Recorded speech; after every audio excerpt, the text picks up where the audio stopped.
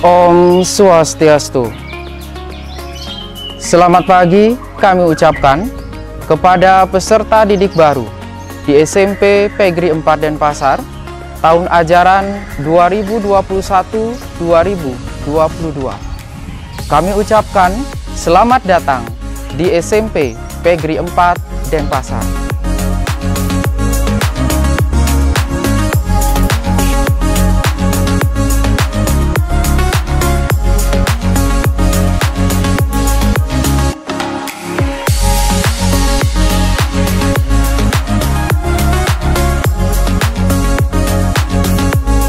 Selamat pagi anak-anak, apa kabar?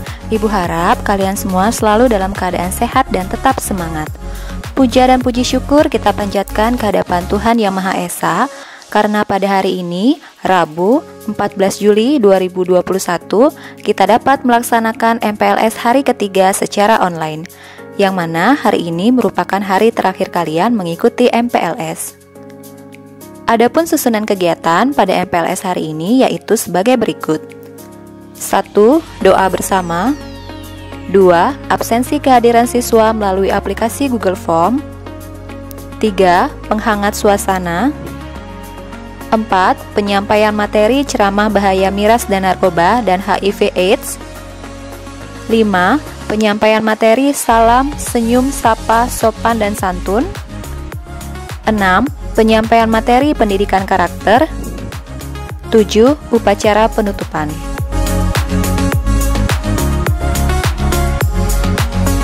Untuk memulai MPLS pada pagi hari ini, kita akan melakukan doa bersama yang akan dipimpin oleh Bapak Agus Budiawan kepada seluruh peserta didik agar mengikuti sesuai dengan agama dan kepercayaannya masing-masing. Siswa-siswiku yang tercinta, untuk mengawali kegiatan masa pengenalan lingkungan sekolah di SMP PGRI 4 Denpasar, akan kita awali dengan memanjatkan doa kehadapan Ide Sang Yang Widiwasa, Tuhan Yang Maha Esa, agar apa yang kita laksanakan nanti bisa berhasil dengan baik.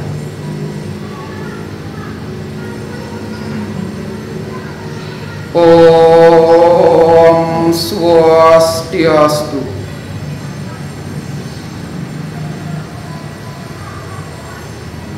Doa akan dilaksanakan sesuai dengan ajaran agama Hindu. Bagi yang beragama Hindu, disilakan untuk mengambil sikap tangan Amusti Karana. Dan bagi yang non-Hindu, dipersilakan untuk berdoa sesuai dengan ajaran agama masing-masing.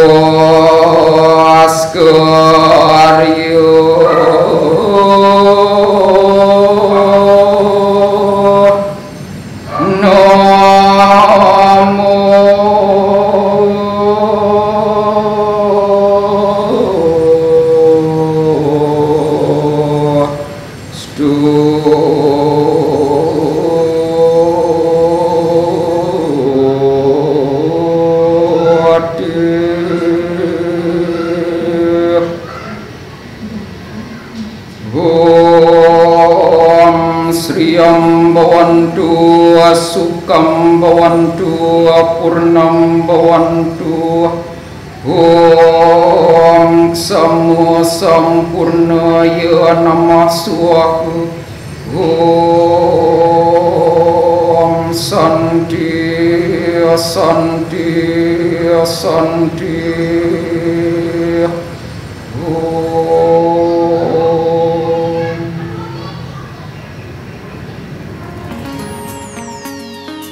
Selanjutnya akan dimulai dengan absensi kehadiran siswa dengan menggunakan aplikasi Google Form yang dapat kalian akses melalui link di bawah ini. Kami ingatkan kepada seluruh peserta didik baru agar mengisi link absensi tersebut sebagai bukti kehadiran dan keikutsertaan kalian dalam kegiatan ini. Acara akan dilanjutkan dengan penghangat suasana oleh Ibu Cindy Adi Safitri SPD. Silakan kalian ikuti dengan baik. Om Swastiastu. Halo anak-anak, selamat pagi. Ibu ucapkan kepada siswa kelas 7 baru tahun ajaran 2021-2022. Perkenalkan, nama Ibu Nilo Cindy Adi Safitri sebagai guru seni budaya. Pada kesempatan kali ini, Ibu mendapat tugas sebagai penghangat suasana. Dan pada kesempatan yang berbahagia kali ini, Ibu akan mengajak anak-anak untuk menyaksikan video yang berkaitan dengan pendidikan karakter siswa. Nah, pada sekolah dasar anak-anak pasti sudah mendapatkan materi ini. Dan untuk mempersingkat waktu, mari kita saksikan bersama video mengenai Mars PPK, Tepuk PPK, dan Salam PPK.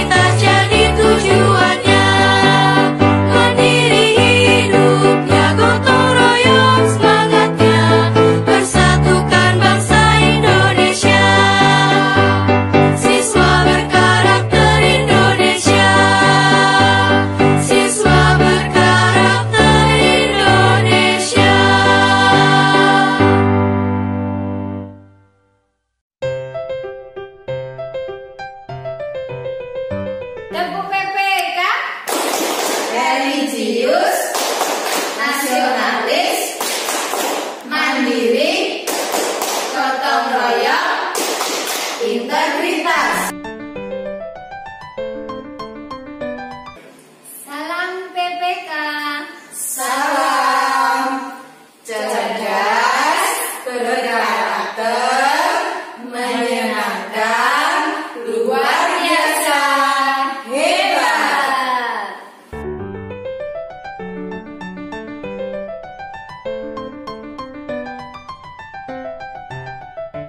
Demikian anak-anak video yang kalian simak tadi, semoga dapat bermanfaat dan menjadi pedoman untuk anak-anak selanjutnya. Dan Ibu ingatkan untuk anak-anak tetap menerapkan 5M, menggunakan masker, mencuci tangan, menjaga jarak, menghindari mobilitas, dan menjauhi kerumunan. Selamat bergabung di SMP PGRI 4 Denpasar. Om Santi Santi Santi Om. Anak-anak sekalian, kegiatan akan dilanjutkan dengan penyampaian materi ceramah bahaya miras dan narkoba dan HIV/AIDS oleh Ibu Ninyoman Ayu Asih SPD MPD kepada seluruh peserta didik agar menyimak dengan baik ya.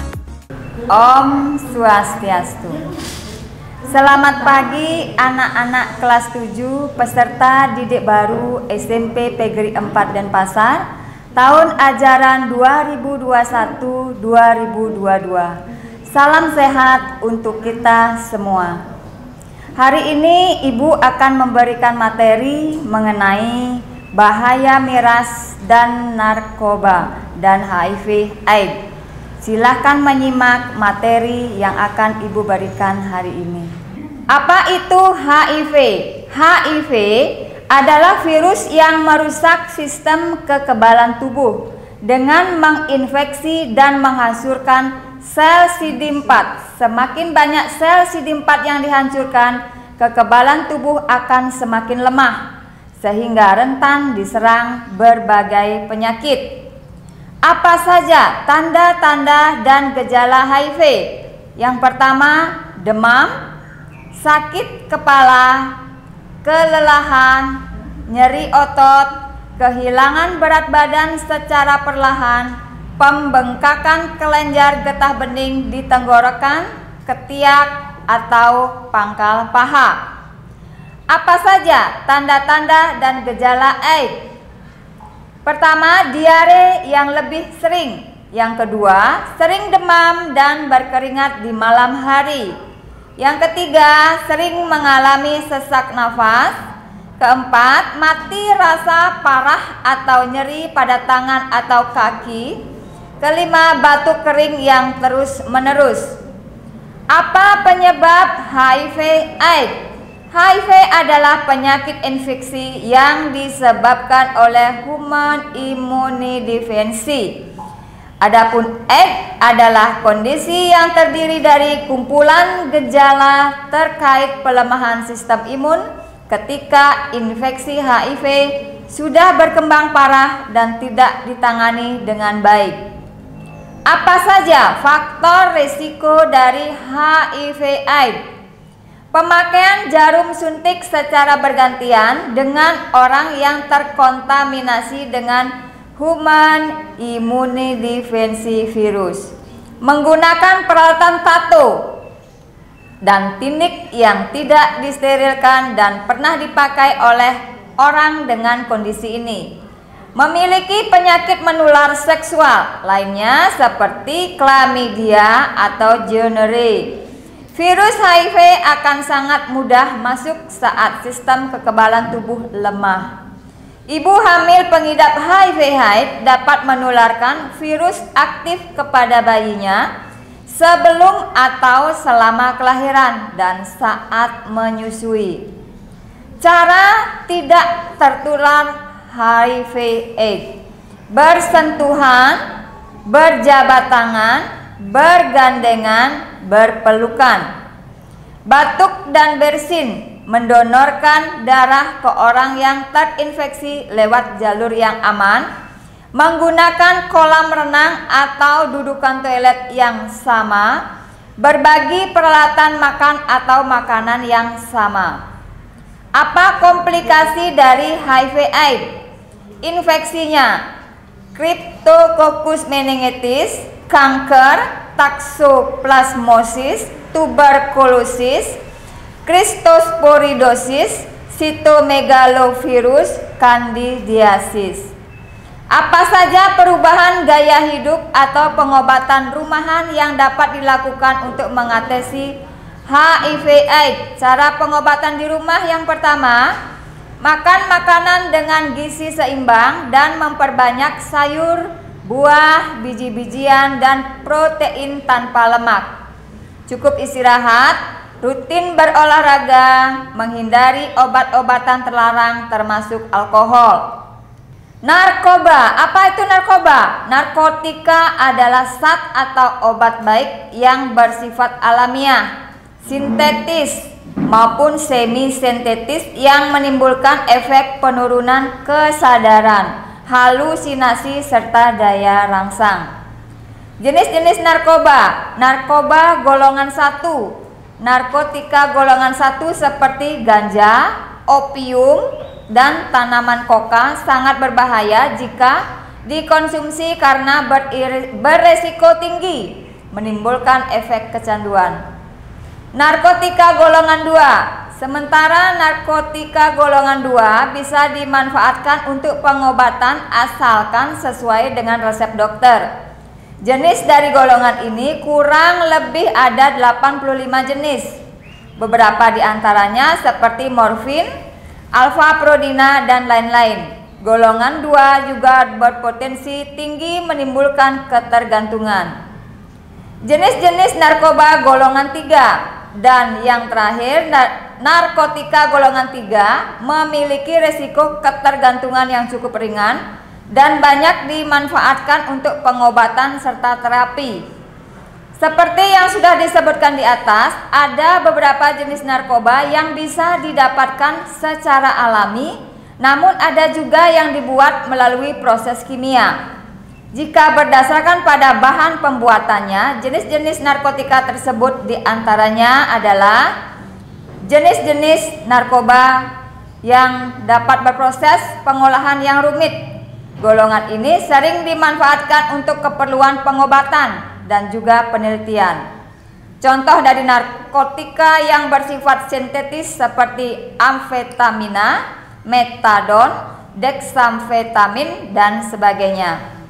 Jenis narkotika jenis semi-sintetis.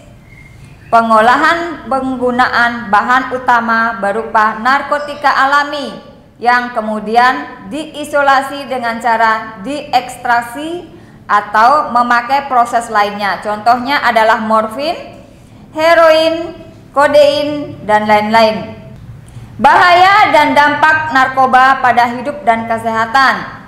Dehidrasi, halusinasi, menurunnya tingkat kesadaran, kematian, gangguan kualitas hidup. Demikian materi yang Ibu berikan. Pesan Ibu, jauhi narkoba demi masa depan kalian. Sekian dan terima kasih. Om Santi Santi Santi Om. Anak-anak yang berbahagia, semoga tetap semangat mengikuti kegiatan MPLS ini. Kegiatan akan dilanjutkan dengan penyampaian materi, salam, senyum, sapa, sopan, dan santun oleh Ibu DRA Niputus Swastariani. Silahkan kalian simak dengan baik. Selamat siang anak-anak, jumpa lagi dengan Ibu Niputus Swastariani. Hari ini Ibu akan menyampaikan materi MPLS yang selanjutnya, yaitu pembiasaan 5S. 5S tersebut adalah S pertama senyum, S kedua salam, S ketiga sapa, S keempat sopan, S kelima santun. Jadi salam, senyum, sapa, dan sopan santun. Kita bahas satu persatu anak-anak. Ayo kita simak bersama ya. Semangat. S yang pertama, dalam senyum. Kita harus meneliti relung hati kita. Jikalau kita tersenyum dengan wajah yang jernih, kita rasa ikut terimas bahagia. Kata-kata yang disampaikan dengan senyuman yang tulus rasanya lebih enak didengar daripada dengan wajah yang bengis dan ketus. Senyum menambah manisnya wajah walaupun berkulit sangat gelap ataupun keriput. Yang menjadi pertanyaan, apakah kita termasuk orang yang senang tersenyum untuk orang lain? Mengapa kita berat untuk tersenyum? Bahkan dengan orang yang terdekat sekalipun. Mengapa kita begitu enggan tersenyum kepada orang tua, guru, dan orang-orang yang berada di sekitar kita? S yang kedua adalah salam. Ketika orang mengucapkan salam kepada kita dengan keikhlasan, rasanya suasana menjadi cair. Tiba-tiba kita merasa bersaudara. Kita dengan terburu-buru ingin menjawabnya di situ ada nuansa tersendiri. Pertanyaannya, mengapa kita begitu enggan untuk lebih dulu mengucapkan salam? Padahal kita ada risiko apapun, tetapi mengapa kita tidak mendahului mengucapkan salam? Adakah salah dalam salam tersebut? S ketiga adalah sapa. Kita teliti diri kita, kalau kita disapa dengan ramah oleh orang lain, rasa suasananya jadi akrab dan hangat. Mengapa kita enggan untuk menyapa? Mengapa kita harus ketus dan keras? Tidakkah kita bisa menyapa getaran kemuliaan yang hadir bersama dengan sapaan kita? S keempat, sopan. Kita selalu terpana dengan orang yang sopan ketika duduk. Kita lewat di depan orang tua, kita pun menghormatinya. Pertanyaannya, apakah kita termasuk orang yang sopan ketika duduk berbicara, berinteraksi dengan orang-orang yang lebih tua? Sering kita mengukur tingkat kesopanan kita, bahkan kita sering mengorbankannya hanya karena pegal kaki. Dengan berselonjor misalnya, lalu kita relakan orang yang di depan kita terremehkan. Patutkah kiranya kita bertanya pada diri kita, apakah kita orang yang memiliki etika kesopanan atau tidak? S yang kelima, santun. Kita pun berdecak kagum melihat orang yang mendahulukan kepentingan orang lain di angkutan umum, di jalan, atau sedang dalam antrean demi kebaikan orang lain. Memang orang mengalah memberikan haknya untuk kepentingan orang lain, untuk kebaikan. Ini adalah sebuah pesan tersendiri. Pertanyaannya adalah, sampai sejauh mana kesatuan yang kita miliki? Sejauh mana hak kita telah dinikmati oleh orang lain, dan untuk itu kita turut berbahagia?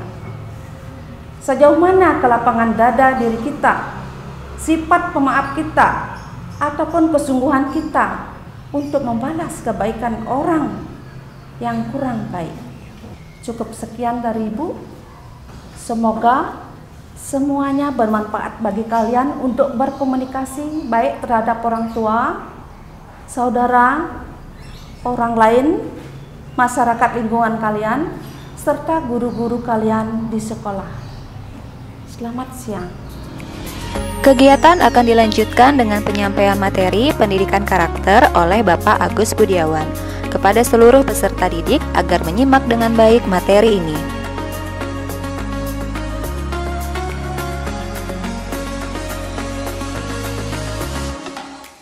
Om Swastiastu. Assalamualaikum warahmatullahi wabarakatuh. Shalom, Namo Buddhaya, salam kebajikan. Apa kabarnya anak-anakku sekalian, peserta didik baru di SMP Pegri 4 Denpasar, tahun ajaran 2021-2022. Salam kenal dari Bapak. Bapak adalah salah satu guru mata pelajaran di SMP Pegri 4 Denpasar yang saat ini dipercaya untuk mengampu mata pelajaran pendidikan agama Hindu dan budi pekerti. Di masa pengenalan lingkungan sekolah ini, Bapak dipercaya untuk menyajikan materi berkenaan dengan pendidikan karakter.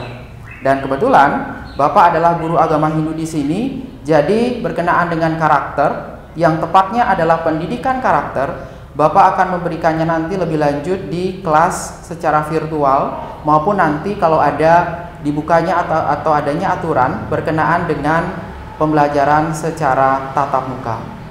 Berkenaan dengan pendidikan karakter, akan Bapak ulas sedikit tentang gambaran umum bagaimana sebenarnya pendidikan karakter itu sendiri. Kalau secara definitif atau secara pengertian, pendidikan karakter merupakan usaha sadar, usaha yang memang disengaja dilakukan dalam proses pendidikan untuk dapat memberikan bantuan kepada anak atau peserta didik dalam rangka untuk dapat memahami, dalam melaksanakan dan juga mempraktekkan berkenaan dengan nilai-nilai karakter yang harus dilaksanakan dalam kehidupan kita selaku individu maupun selaku makhluk sosial. Adapun nilai-nilai pendidikan karakter yang harus dimiliki oleh seorang pendidik dan juga seorang peserta didik, yaitu berkenaan dengan cinta terhadap Tuhan atau nilai-nilai ketuhanan, nilai karakter mandiri, jujur, toleransi, gotong royong, dan juga nilai keadilan. Dan masih banyak lagi nilai-nilai karakter yang harus dimiliki, yang harus diasah dalam proses pendidikan. Dalam proses pendidikan ini, bagaimana seorang pendidik atau seorang guru itu mampu yang namanya mengangkat atau menggali nilai-nilai karakter yang ada di dalam diri dari peserta didik itu sendiri.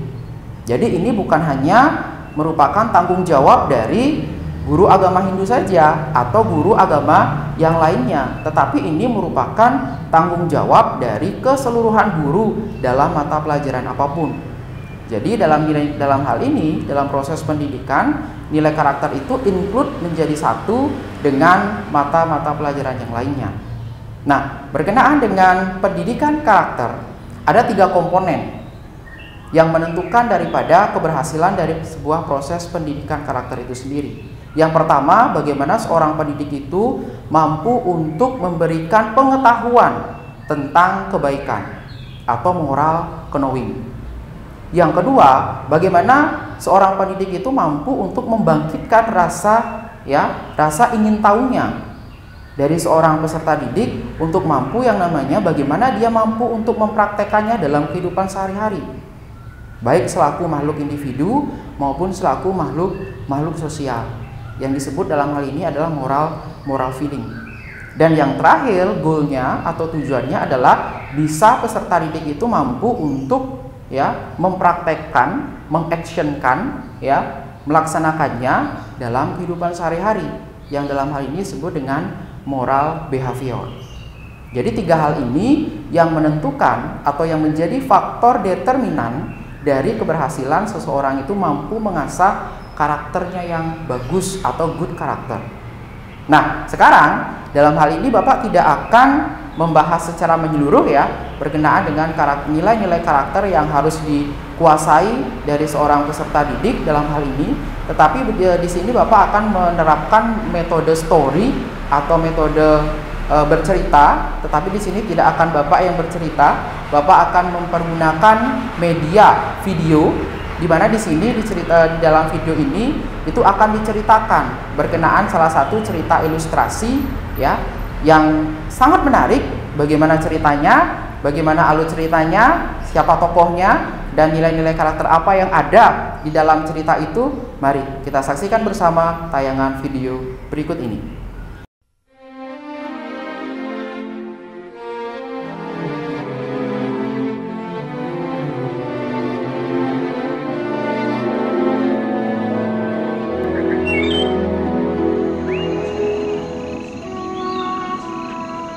Dahulu kala, di suatu desa kecil dekat lembah yang asri, tersebutlah 2 bersahabat bernama Embro dan Pipo. Mereka adalah tipe pemuda yang berambisi untuk menjadi orang terkaya di desanya. Mereka kerap membicarakan impian dan ambisi mereka itu akan kekayaan, kehidupan, dan gaya hidup yang ingin mereka miliki nantinya. Mereka tidak takut untuk bekerja keras, hanya saja mereka masih belum mendapatkan kesempatan untuk dapat mewujudkan cita-cita mereka. Tanpa putus asa, mereka terus mencari dan mencoba gagasan-gagasan baru untuk mendapatkan kesempatan tersebut.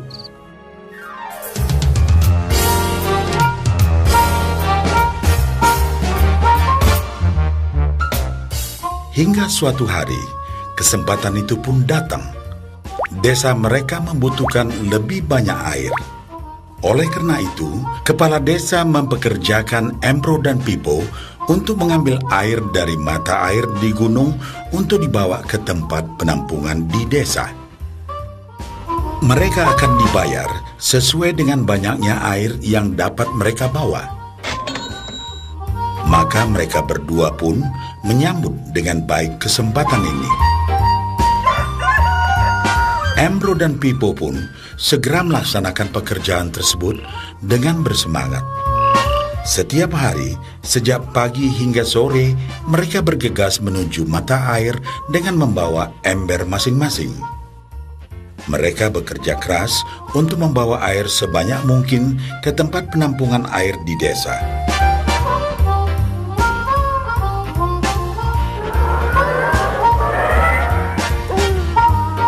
Menjelang sore hari, mereka pun pulang dengan membawa upah dari hasil jerih payah mereka hari itu. Embro merasa puas sekali dengan pekerjaannya itu dan besarnya upah yang ia dapatkan. Dia yakin bahwa dengan pekerjaannya ini, ia bisa segera mewujudkan cita-citanya.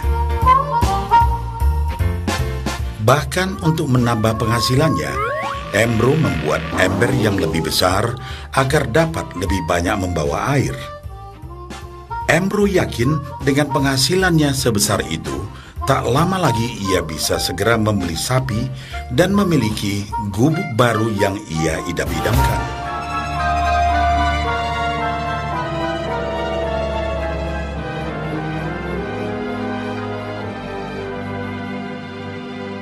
Lain halnya dengan Pipo. Dia merasa tidak nyaman dengan cara yang mereka lakukan itu. Ia mencari cara yang lebih nyaman untuk mendapatkan lebih banyak uang. Suatu hari, Pipo mendapat sebuah gagasan.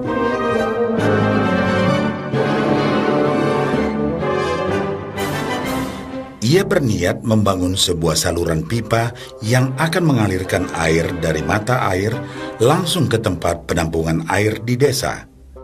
Dengan saluran pipa tersebut, ia akan mendapat lebih banyak air tanpa perlu lagi membawa ember ke mata air. Ia sangat antusias dengan gagasannya ini.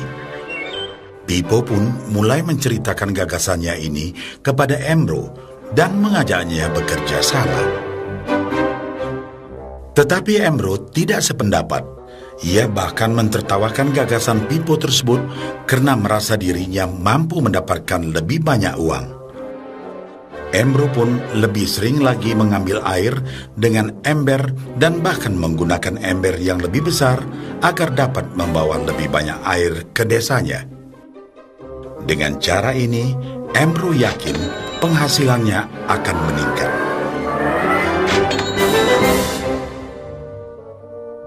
Pipo akhirnya memutuskan untuk mewujudkan sendiri gagasannya itu. Dia mengerti bahwa tidaklah mudah untuk membangun dan menyelesaikan saluran pipa tersebut. Dibutuhkan beberapa tahun untuk bisa menyelesaikan dan menikmati hasilnya. Namun tekadnya telah bulat. Ia pun tetap bekerja mengangkat air dengan ember setiap hari seperti biasa. Tetapi di akhir minggu dan setiap ada waktu luang, Pipo bekerja keras menggali tanah yang banyak berbatu untuk membangun saluran pipanya. Pada bulan-bulan pertama, hasilnya hampir tidak kelihatan. Orang-orang desa mulai banyak mentertawakan dan mencemooh Pipo. Mereka menjulukinya Pipo si manusia saluran pipa.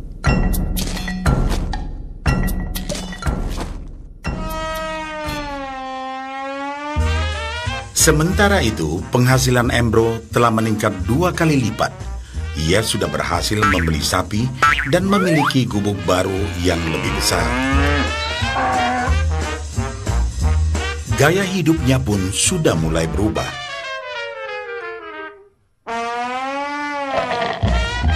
Ia sering menghabiskan waktu sepulang kerja di bar, menikmati hasil jerih payahnya mengangkat ember.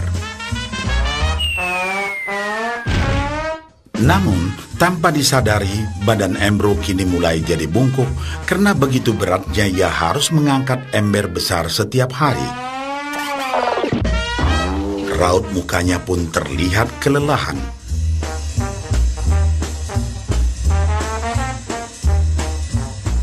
Semakin hari, semakin sedikit air yang dapat dibawanya karena tenaganya berkurang seiring bertambahnya usia.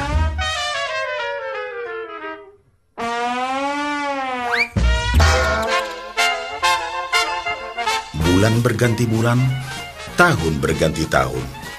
Dan akhirnya, Pipo berhasil menyelesaikan saluran pipanya.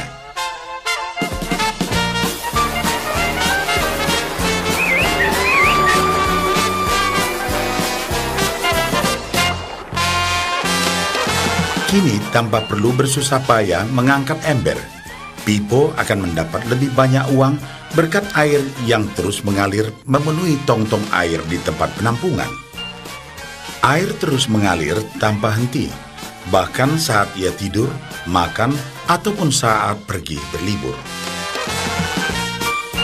Pipo pun puas dan bangga. Berkat tekad dan kerja keras, kini penghasilannya pun mengalir tiada henti, seiring aliran air di saluran pipanya.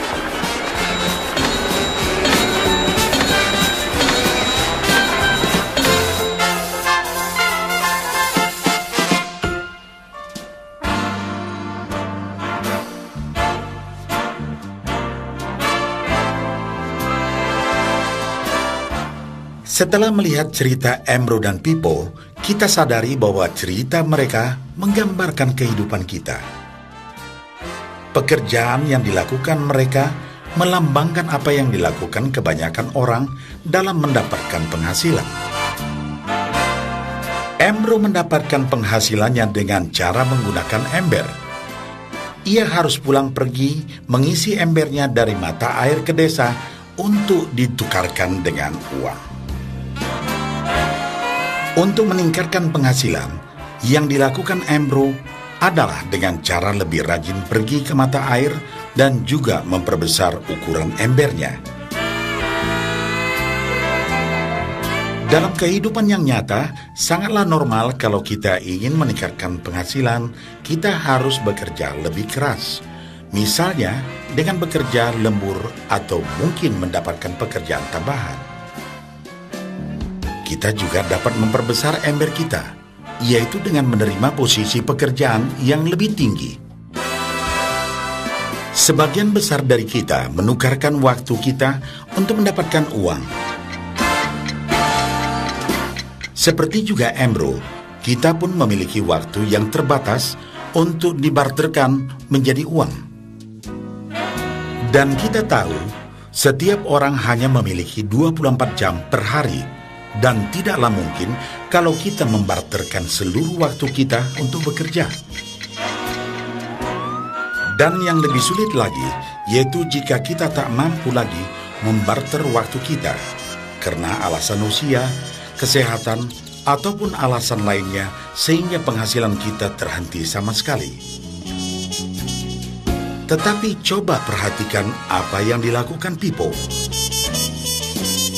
Secara bijaksana, Pipo tidak membarterkan seluruh waktunya hanya untuk mendapatkan penghasilan yang terbatas.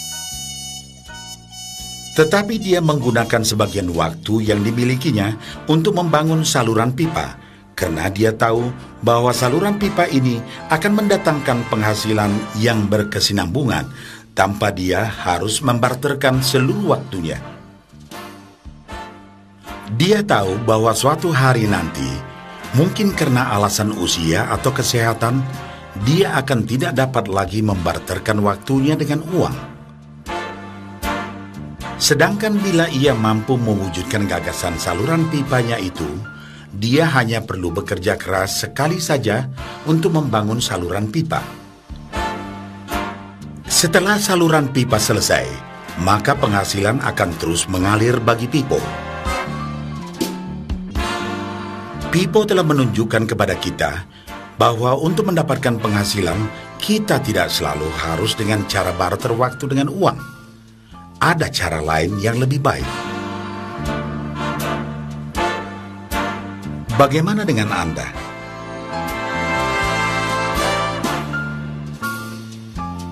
Apakah Anda masih seperti Embro yang membarterkan waktu Anda untuk mendapatkan penghasilan? Atau Anda ingin mengikuti jejak Pipo dengan mulai membangun saluran pipa untuk mendapatkan penghasilan yang berkesinambungan? Bagaimana anak-anak? Sudah menyaksikan satu cerita ilustrasi dalam video tersebut? Menarik bukan? Semoga materi yang Bapak sampaikan tadi memiliki nilai guna bagi kita semua. Akhir kata, Bapak tutup dengan Parama Santi. Om Santi, Santi, Santi, Om. Semua materi pada hari ini sudah disampaikan. Selanjutnya kita sampai pada acara terakhir, yaitu sambutan Kepala Sekolah SMP PGRI 4 Denpasar sekaligus menutup kegiatan secara resmi.